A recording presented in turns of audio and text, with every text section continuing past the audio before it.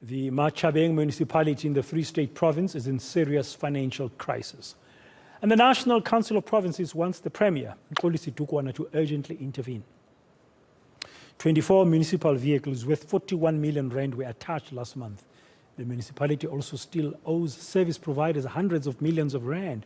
That's on top of the 5 billion rand it owes each to Bloem Water or Bloem Water and Eskom.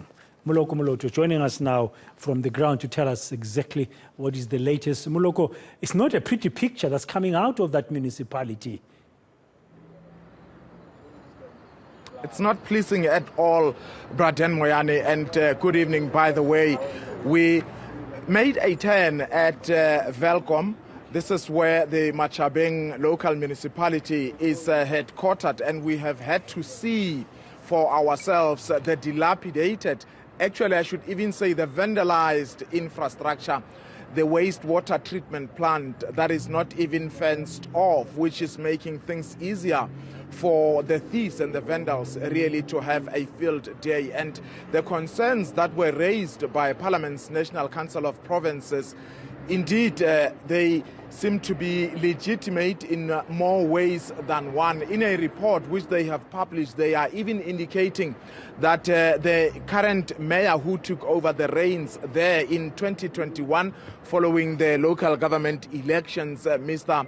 Tandu Kolo Kalipa, telling that NCOP delegation that actually some of the previous members of the executive of the municipality were defrauding the municipality, saying that 90% of the municipal work was done by a consultant, despite the fact that there were officials who had been employed in those positions to do that particular job. But let's speak to the MEC for Koksta. His name is Mr. Getsomakume. He joins me now. You will see he's wearing the ANC colors. We took him out of the ANC's Provincial Executive Committee meeting.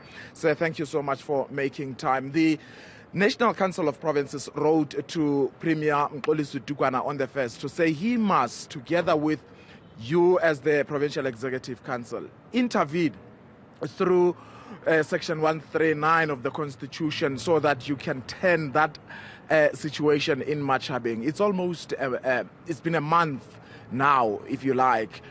How far are you? Thank you very much, Ndate Moloto, and thanks to the viewers. Let me just say, Ndate Moloto, indeed there was a report that was sent to the Premier requesting that the ESCO must intervention through Section 139.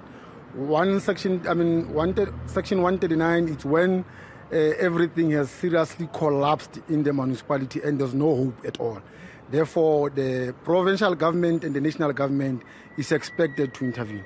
But let me give you a background. These things happened in 2021 financial year and 2021-2022 financial year. Immediately after the new administration led by the current mayor, there have been serious strides to change these things into positivity. And I will explain to you some of the few and critical issues that we think the NCOP could not take them into consideration as and when they were discussing the report. First and foremost, it is that the current mayor is the one who reported all illnesses and shenanigans that were taking place in municipalities. But they did not just report, they also take actions to try and resolve some of those things. Now, in a process of resolving the thing, then the NCOP took a decision around Section 139. So the ESCO has stated with the report, we have taken a conscious decision that says we need to approach the NCOP, and at least instead of applying Section 139, we need to be afforded a chance and opportunity together with that municipalities to apply Section 154.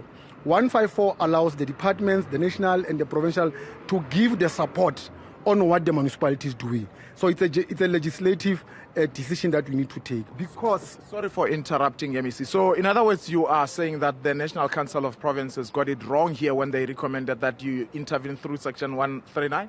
I think they were limited by the information that they have.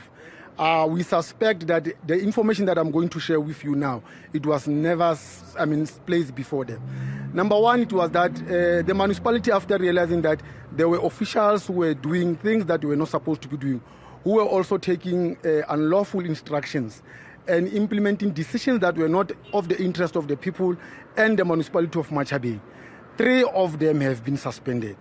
Number 2 is that the municipality has made a point that the infrastructure theft was in the rise. There have been investigation, or there are investigation by both the Hawks and the SIU in that municipality to try and clear this information. Number 3 is that there have been national and provincial intervention in terms of both the financial and human source intervention to ensure that we really clear the issue of the aging infrastructure, but not only aging infrastructure, ensuring that the municipality on its own can be able to buy the fleet that will be able to ensure that the needs of our people are being served. Yeah, I'm sure the National Council of Provinces was told all the things that you are telling. At least I hope that happened. But they, after hearing the side of the municipality, issued a report to say that vehicles that belong to the municipality, I think over 20 of them, have been attached by a service provider who had not been paid. That municipality collectively owes several service providers 270 million rand and over 5 billion rand to the water board. Surely that requires some form of an extraordinary intervention. Are you therefore saying that this current mayor has changed that? The current mayor is changing that. He has not yet changed. They are still challenging. But why is the NCOP not convinced? The NCOP were not sure. That is why we are arranging a meeting with the chair of the NCOP together, myself and the premier, to have a meeting with them and check on the facts that we have and the facts that they have that led them to take the decision. Let me not also give you an information that the monies that we have talked about, or the amounts that we have talked about, the municipality on its own have went to the Department of Water and Sanitation and they've secured so far 2.8 million as a starting point to resolve some of the problems that concern the aging infrastructure. Yes, indeed, they might have been given the information, but what we are suspecting is that they were also not given the information of what the municipality was doing. That's where we are now. There are some people that I spoke to who are saying that the current executive mayor there, Mr. Thandukolo Thandukolo. What's his name? Kalipa, yes. They're saying that actually he's being protected. You don't want to take his power as the executive mayor, all because he is in the faction of the current leaders of the ANC, and he's also a member of the PEC. He's being protected because he's been in charge since 2021. He doesn't seem to be taking really that municipality in the right direction. Are you protecting him? We are not protecting any individual, and we are not in the business of protecting individual.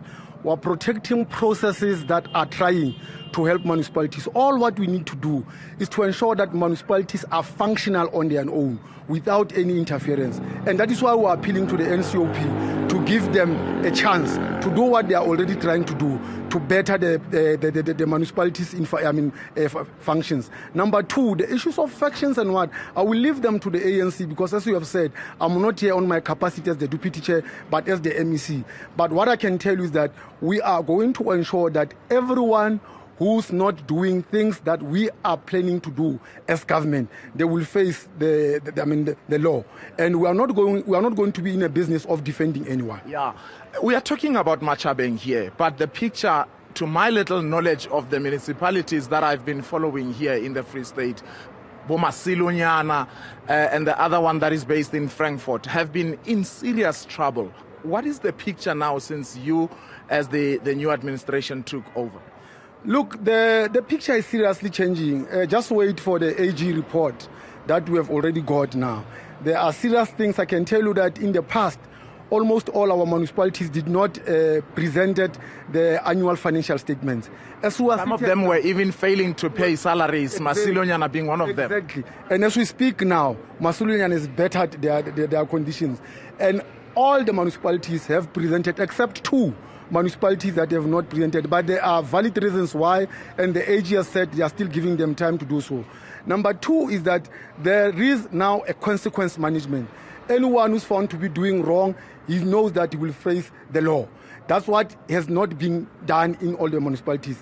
But there's another problem that our committees must seriously also take blame on: the issue of payment of services. Municipalities are not run only by equitable shares, but they are also run by when we raise the revenue. And that revenue, it means the payment of services. I can tell you that part of the people who can and who have the capacity to pay the services in all municipalities, they are not doing so. And we have been lenient as municipalities in the Free State not to cut their services. But we have taken the conscious decisions that those that we know are capable and are able to pay the services, they will not be receiving their services. And I'm sure you will agree that people must pay for services they receive. They would possibly tell you that there's not much they are receiving. I mean, we've been to Matjhabeng, the township there, the rubbish that is out in the strewn all over the streets is not pleasing. But let's talk about, as we conclude, the processes leading to you engaging the NCOP. What are the timelines, and what if the NCOP, being a parliament on its own, says, no, we don't agree with you? Okay, that will be an unfortunate answer. But the Premier is aware, is seated with a decision of ESCO. It's a matter that is urgent. We have agreed that we need to, as speedily as we can, to take this matter to the NCOP. But I just wanted to emphasize one thing about the services that people must receive and the services that must be paid for. All what we are saying is that you need to balance the equation here. People will say, we don't receive the services. And the municipality will say, we are unable to give them services because we are not being paid. So this is one area where the municipalities and the communities, they must come together in a form of a plan. And but in fairness, municipalities do receive grants for infrastructure development. For instance, with regard to the sewer system, people in Matjhabeng, it stinks, MEC.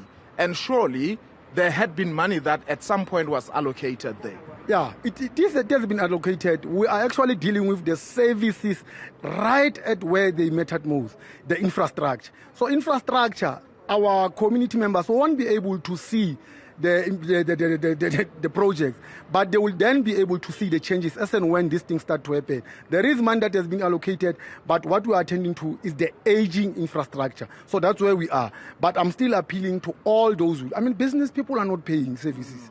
People who are working are not, even including municipal workers, government employees, they are not paying for services. So there can't be an excuse. Do you agree that some of the money gets stolen, as we have seen with the former mayor who was recently the MEC? She's been arrested for fraud.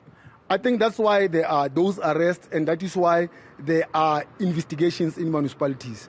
And that is why we have said we're not going to interfere with that process. As government and unfortunately as the party, I don't think we'll have the energy and any other time to interfere with those things. So we're reporting those things.